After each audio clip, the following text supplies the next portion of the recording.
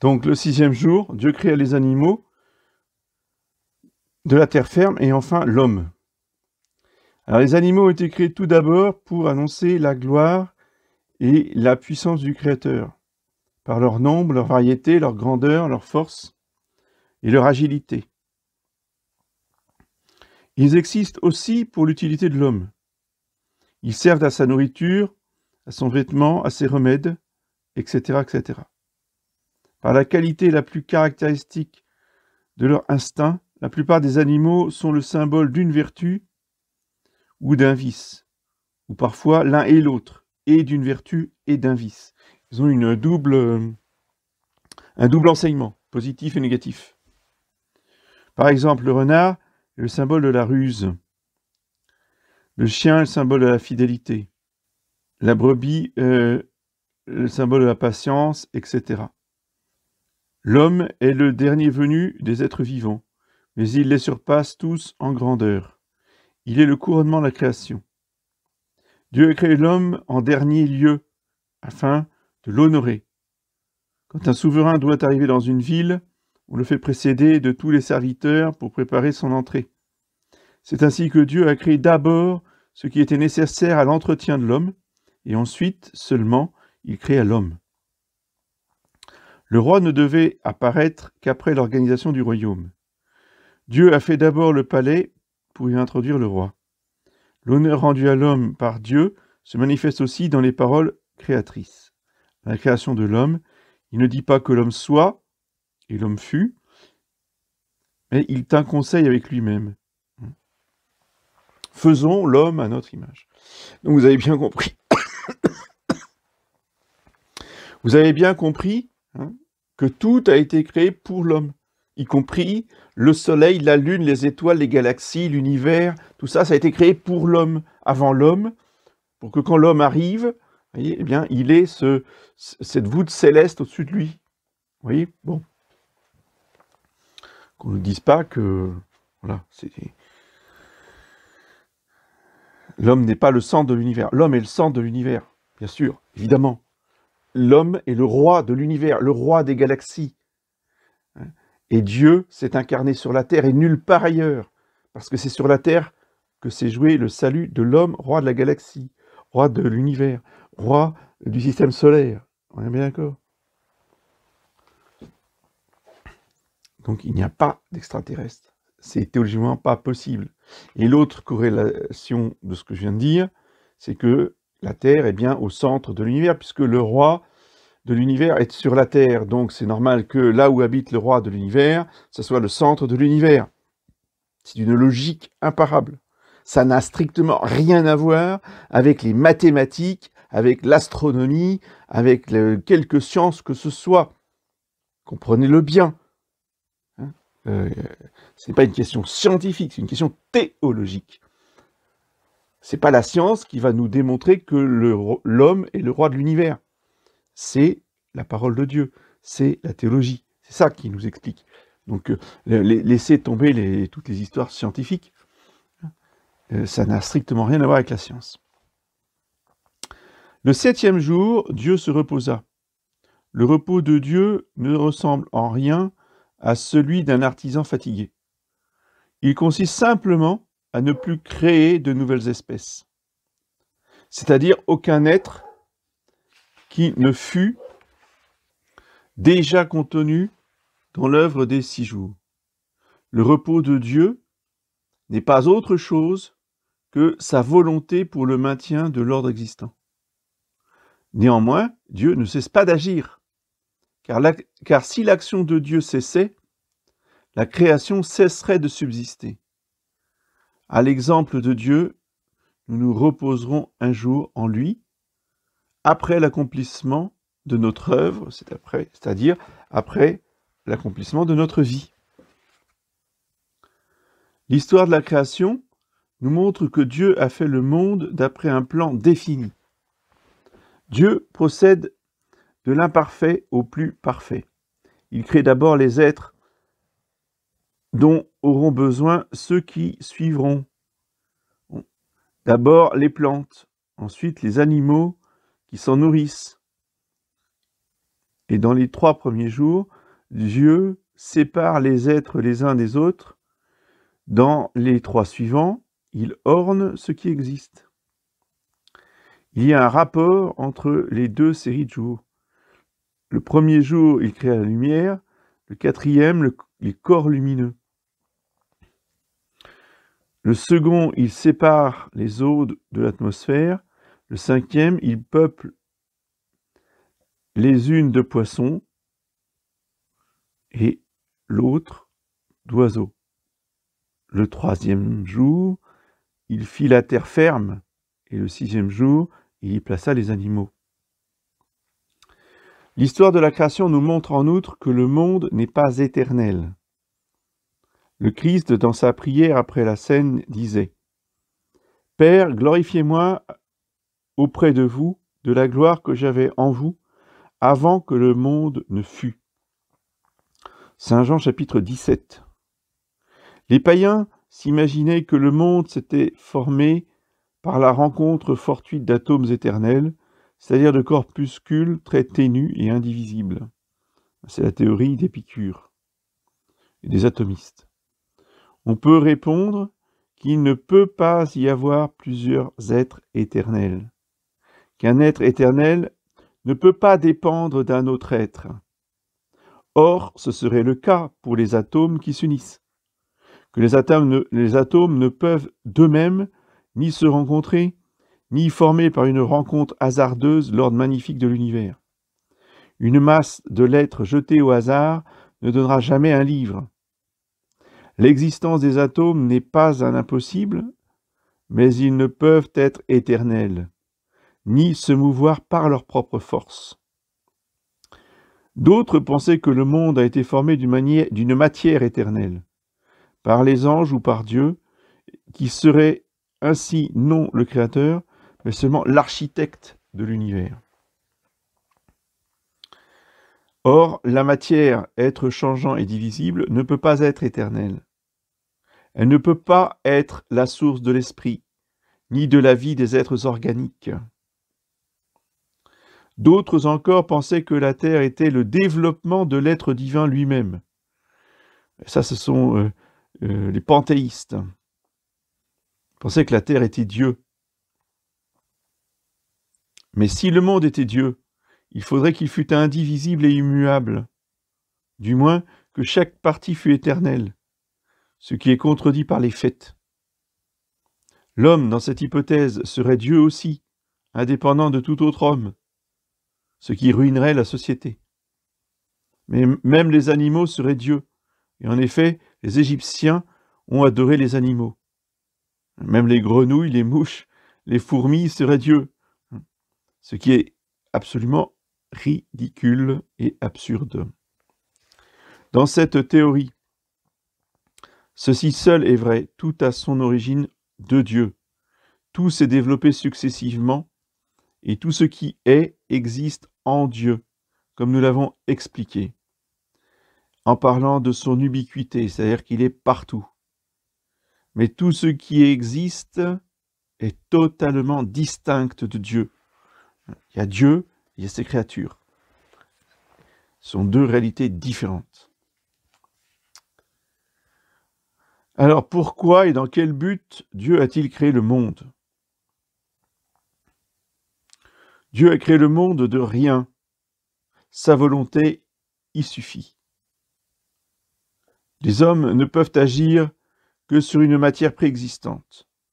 Mais Dieu a fait la matière elle-même avec laquelle il a formé toute chose. Il a créé à partir de rien. Les hommes, pour leurs œuvres, ont besoin d'instruments. Ils y mettent de la peine et du temps. Dieu n'a fait que vouloir et tout exista. Tout ce que Dieu veut, il le fait. La parole qu'on lui attribue n'est autre chose que sa volonté.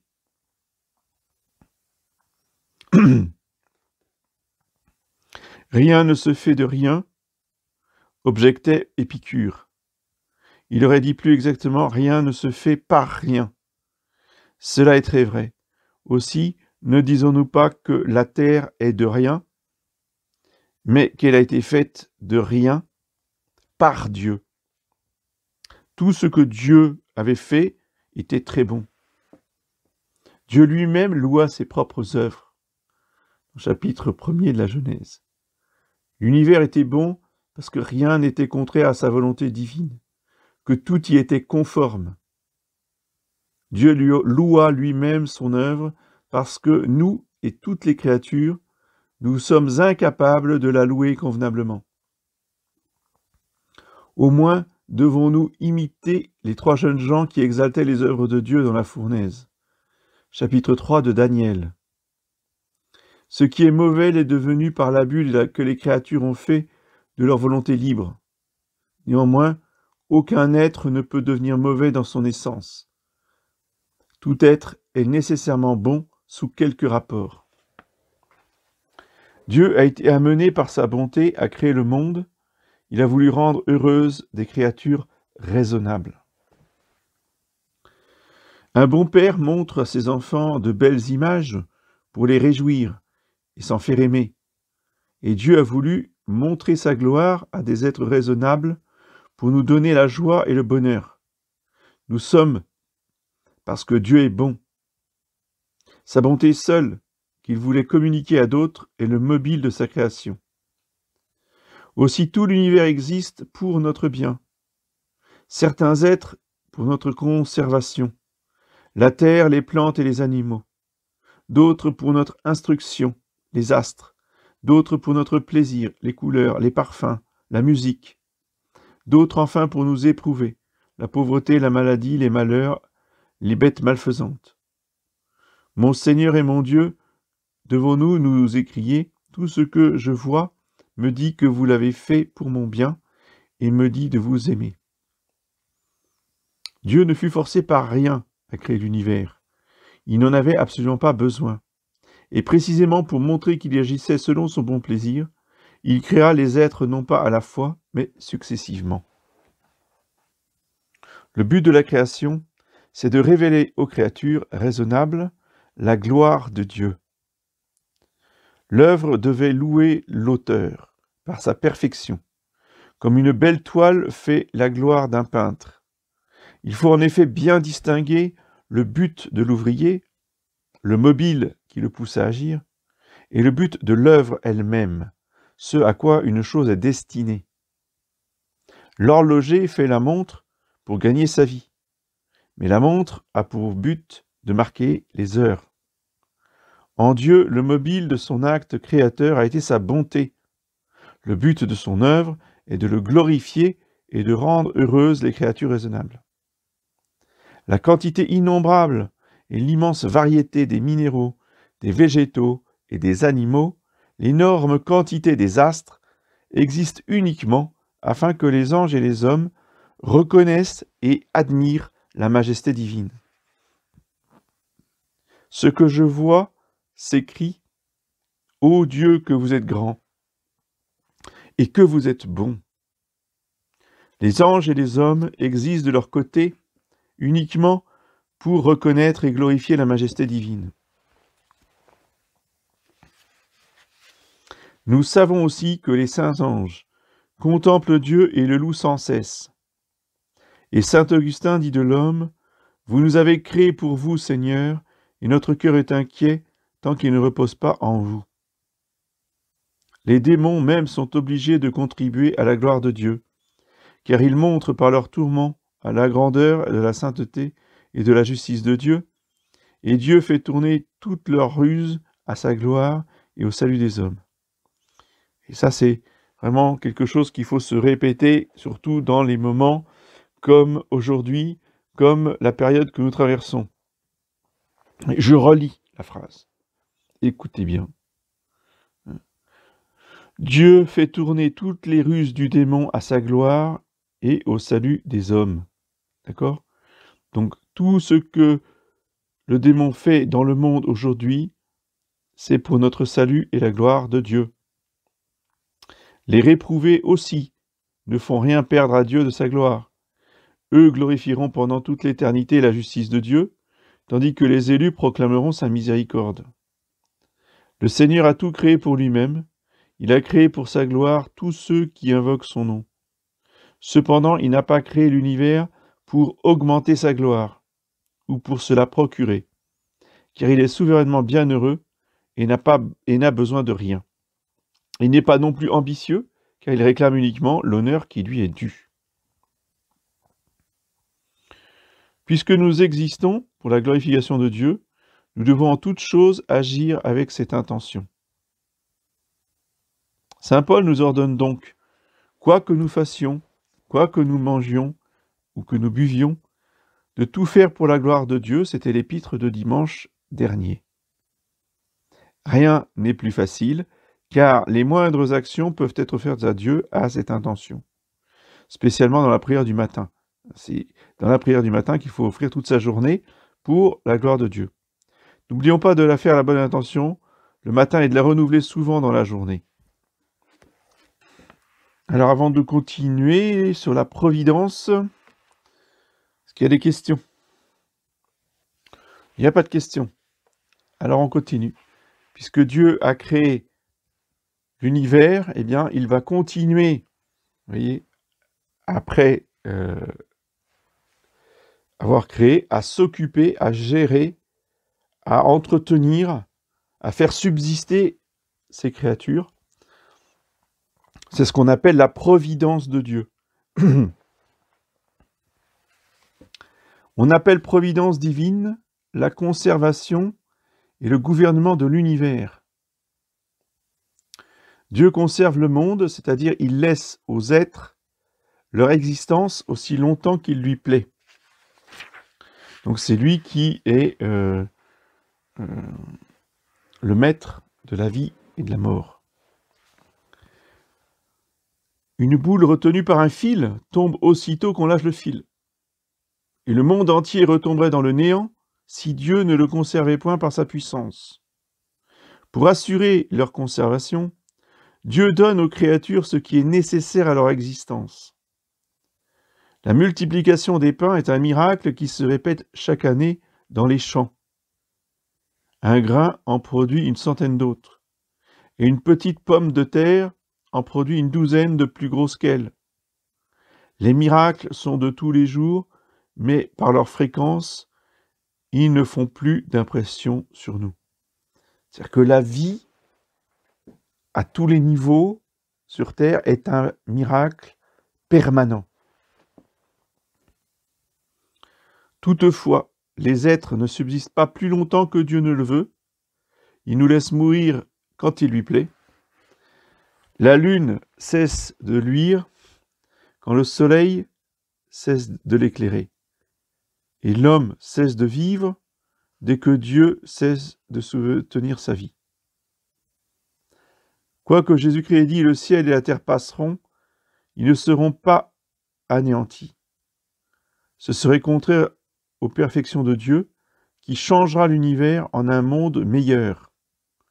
Nous attendons un ciel nouveau et une terre nouvelle, dit saint Pierre dans son deuxième épître, chapitre 3.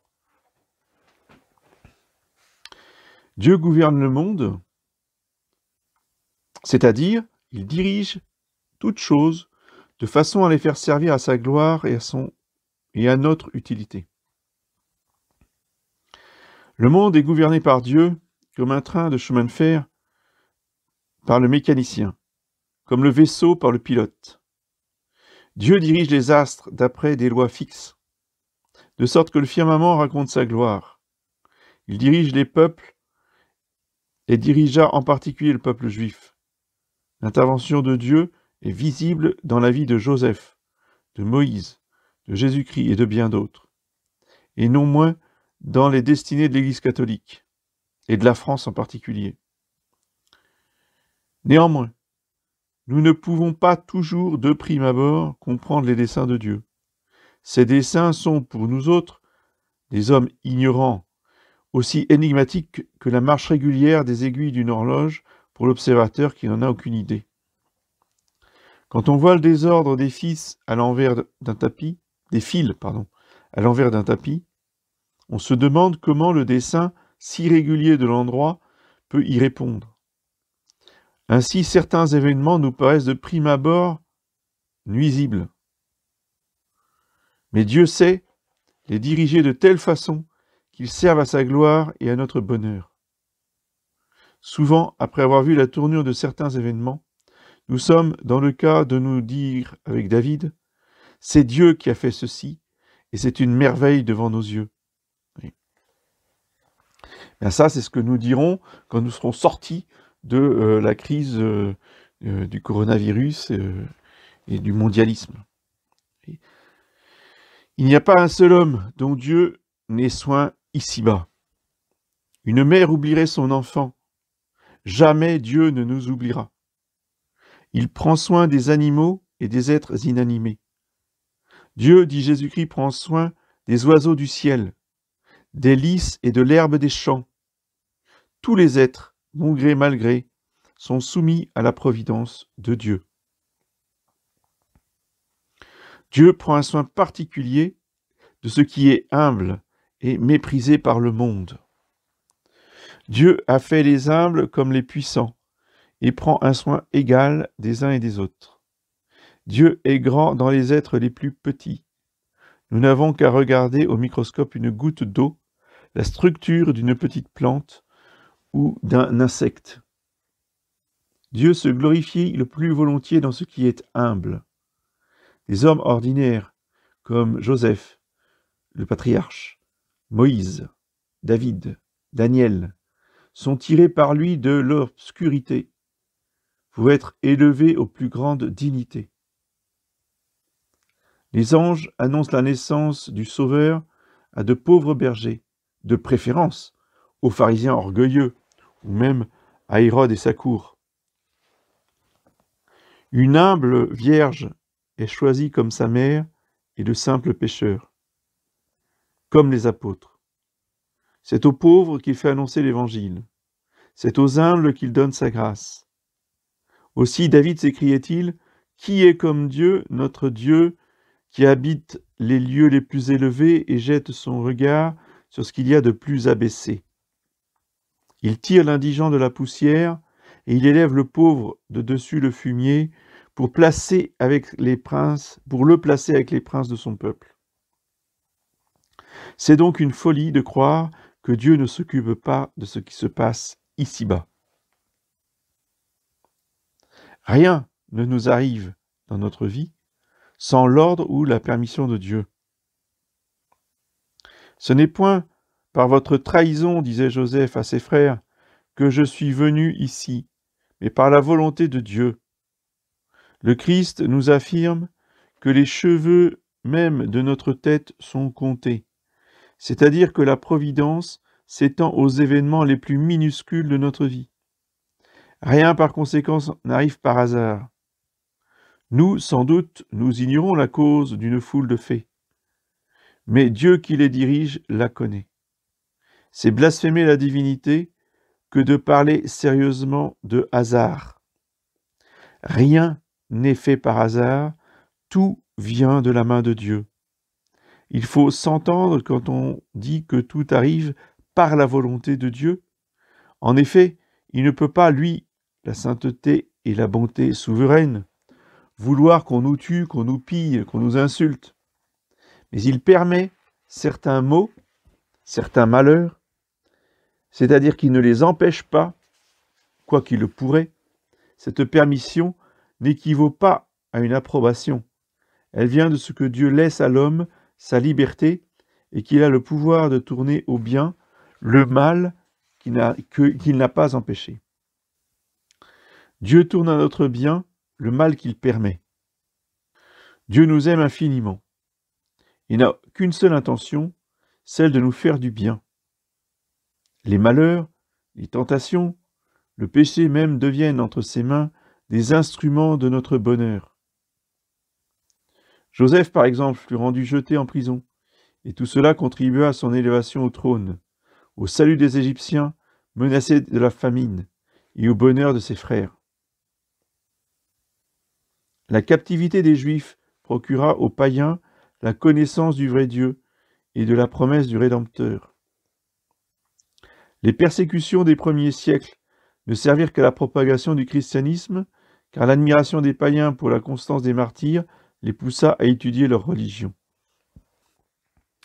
Les gardes mis au tombeau du Christ firent éclater la grandeur du miracle de sa résurrection.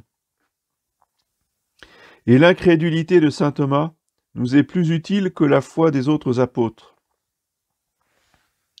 Le péché de saint Pierre, le péché de reniement, le rendit humble et indulgent pour ses frères. Le péché de Judas procura la rédemption du monde. Le démon lui-même est donc forcé à servir notre salut par la glorification du Christ. Que les jugements de Dieu sont incompréhensibles, et combien ses voies sont impénétrables, dit saint Paul aux Romains, chapitre 11. Ce que Dieu nous envoie est bon, même avec des apparences contraires. Ce par quoi on pense nous nuire est tourné par Dieu à notre bonheur. Oui. Donc, il faut bien se mettre ça dans la tête. Bill Gates, Karl Schwab, tous ces gens-là vont procurer notre bonheur et procureront la gloire de Dieu. À leur corps défendant, évidemment, ce n'est pas leur intention à eux, mais Dieu fera tourner, si vous voulez, au bien de tous. Dieu fera tourner au bien de tous, eh bien, l'action des méchants. Alors, conséquence de tout ça, le vrai chrétien se résigne par conséquent, dans le malheur, à la volonté de Dieu. Jésus-Christ nous a appris à dire à Dieu, dans notre prière, que votre volonté soit faite sur la terre comme au ciel. Et saint Pierre nous exhorte à jeter toutes nos inquiétudes dans le sein de Dieu parce qu'il a soin de nous. Quiconque a la conscience tranquille peut dire avec David, « Et si une armée se levait contre moi, mon cœur restera sans crainte. » D'abord, nous ne devons pas nous attribuer, nous ne devons pas nous attrister, nous ne devons pas nous agiter pour des choses insignifiantes. Par exemple, pour une température qui nous déplaît. Il faut surtout nous résigner à la volonté de Dieu dans les événements que nous ne pouvons pas changer. Les maladies, les revers de fortune, la mort de nos parents, les persécutions, la famine, la guerre climatique, par exemple, les chemtrails et tout ça. On n'y peut rien. Il faut comprendre que Dieu permet tout cela et tout ça se retournera pour notre bonheur. Et par-dessus tout, il nous faut nous résigner à la mort. Hélas, nous sommes trop souvent de ceux qui suivent Jésus pour la multiplication des pains, et comme ses disciples, nous l'abandonnons au jardin des Oliviers, quand il s'agit de boire avec lui le calice de l'agonie. Pour garder l'affection de nos amis, nous subissons tous leurs caprices, et nous n'avons aucun souci de l'amitié de Dieu. Celui qui, dans le malheur, se résigne avec joie à la volonté de Dieu, obtient la véritable paix de l'âme, atteint une grande perfection et reçoit les bénédictions de Dieu. L'âme résignée ressemble à la boussole qui, une fois tournée vers le pôle, garde sa direction malgré l'agitation du dehors. C'est posséder le ciel sur terre que de se soumettre à la sagesse de Dieu. L'âme abandonnée à Dieu reste calme malgré la tribulation ou malgré la persécution. Celle-ci disparaît comme une étincelle qui tombe dans l'immensité de l'océan. Un homme résigné ne sent pas sa douleur puisqu'il l'aime comme venant de Dieu et de sa sainte volonté. Il ne porte pas sa croix à proprement parler, il la tient avec lui dans une voiture. Ceux qui ne se résignent pas sont obligés de la traîner péniblement, et si on veut continuer la comparaison, à pied. Vous voyez, voilà. Donc ça, c'est vraiment le secret du bonheur, c'est d'être toujours unis à la volonté de Dieu, d'être toujours conscient de ce que Dieu nous envoie, d'aimer sa souffrance, d'aimer sa douleur, d'aimer sa croix. Je ne peux que vous recommander la lecture d'un petit opuscule très court, mais qui est absolument merveilleux, de saint Alphonse de Liguori, justement, qui est intitulé « La volonté de Dieu ». Il a des pages magnifiques. Vous pouvez vous en servir même pour votre méditation. C'est vraiment très profond. Vous trouvez ça très facilement. Il a été édité de nombreuses fois, donc c'est très facile à trouver. Saint Alphonse de Liguori. Celui qui renonce le plus à sa propre volonté pour se soumettre le plus parfaitement à celle de Dieu arrive très rapidement à une très haute perfection. Dit sainte Thérèse d'Avila. On ne peut en effet rien faire de plus agréable à Dieu. Dieu préfère cette vertu au jeûne, au cilice et à toute espèce de sacrifice. L'âme résignée atteindra donc sûrement le bonheur éternel. Elle ressemble à ceux qui se trouvent sur un vaisseau et en suivent tous les mouvements. Ils entrent avec lui dans le port du salut. L'âme résignée obtient ici-bas déjà le bonheur et les bénédictions célestes. Les champs d'un laboureur étaient, raconte-t-on, toujours plus fertiles que ceux de ses voisins. L'un d'eux lui en demanda la raison. « C'est, répondit-il, parce que j'ai toujours le temps qui me convient. » L'autre fut stupéfait. « Cela veut dire, reprit-il, que je suis toujours content du temps que fait le bon Dieu. Cela lui plaît, et voilà pourquoi il bénit mes travaux. Nous n'avons du reste qu'à nous souvenir des bénédictions dont Dieu combla Job. » Le plus bel exemple de résignation nous a été donné par le Christ au jardin des Oliviers.